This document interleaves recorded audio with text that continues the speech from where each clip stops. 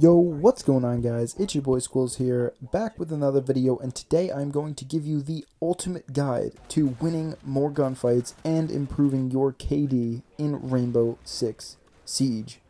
I know everybody loves to hear lots of tips about how to take gunfights, how to win gunfights, how to get more kills, so I'm giving the people what they want, and this is definitely 5 tips that will help you guys immensely, and just working on your peeking mechanics in general and your aim, of course, will also help you a ton.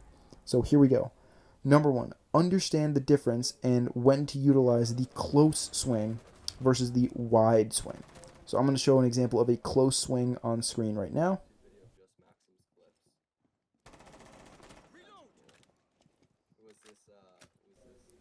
And then here is a wide swing.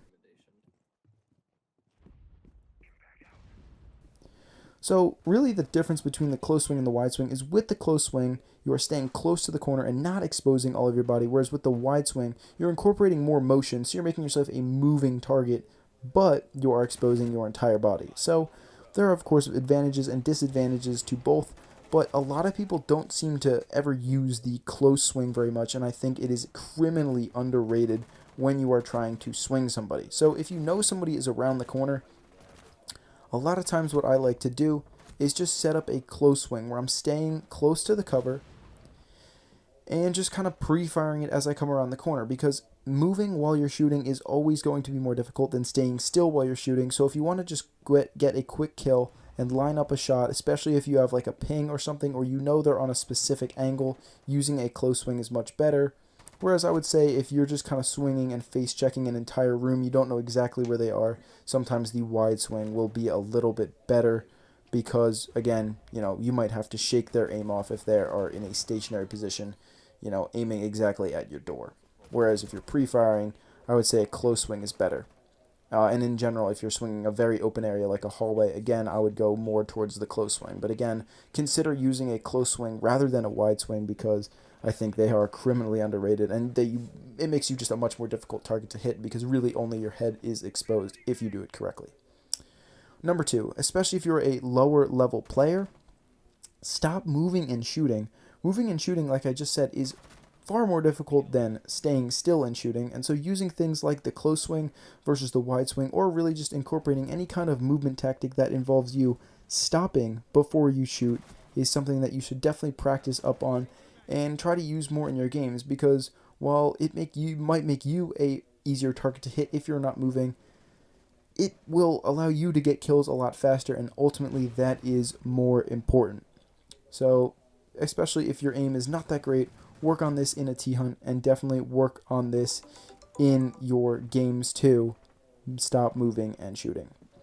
Number 3, swinging versus holding an angle. If you are kind of in a stationary position and you're not sure, whether you should be swinging or moving versus standing still if somebody is pushing up on you, in general, if you don't have a super tight angle, I would definitely advise swinging the other player as they push you. I'm going to show a clip on screen where basically I'm in a kind of a bad spot and I know someone's about to push my door. So instead of making myself a static target and allowing the opponent to take advantage of their ping and, the kind of slight delay that comes into play when somebody swings you, I'm going to swing them and give myself the advantage in that gunfight. Well, that's Ash. So as you can see there, by me swinging out onto that angle, I was able to get this kill super free, because, I could react to seeing their head before they could really see mine, and that is a great example of when you should swing versus holding an angle. Now, if I was playing farther back in VIP, maybe head glitching off of the shelf in the back, or playing a tighter angle, then it would be definitely better to just hold the angle, because I already have the advantage by just holding that good angle. Whereas swinging in this case, when I'm more exposed and out in the open, is definitely the better play. Next, I'm going to be talking about, and this is more of an advanced tip, the distance away you are from the nearest point of cover when you're swinging will affect how you see the enemy when you're in a gunfight. Now let me explain what I mean. If you swing a door from super close to the door, your gun, and therefore also your body, will stick out way before you actually come around the corner, and this will make a huge difference in a gunfight. That's why you may find yourself dying a lot more if you're swinging right around a corner from close to it, or swinging around a door if you're very close to a door, and it makes it a very difficult gunfight because you essentially are giving the other player a lot of time to react. However, on the other side, if you swing from farther away, like let's say you stand back from a doorway as you swing it if you have the ability to, or if you stand back from a corner when you swing around it, this will give you a lot less time where parts of your body are sticking out around the corner before your head comes around the corner and you can see the enemy.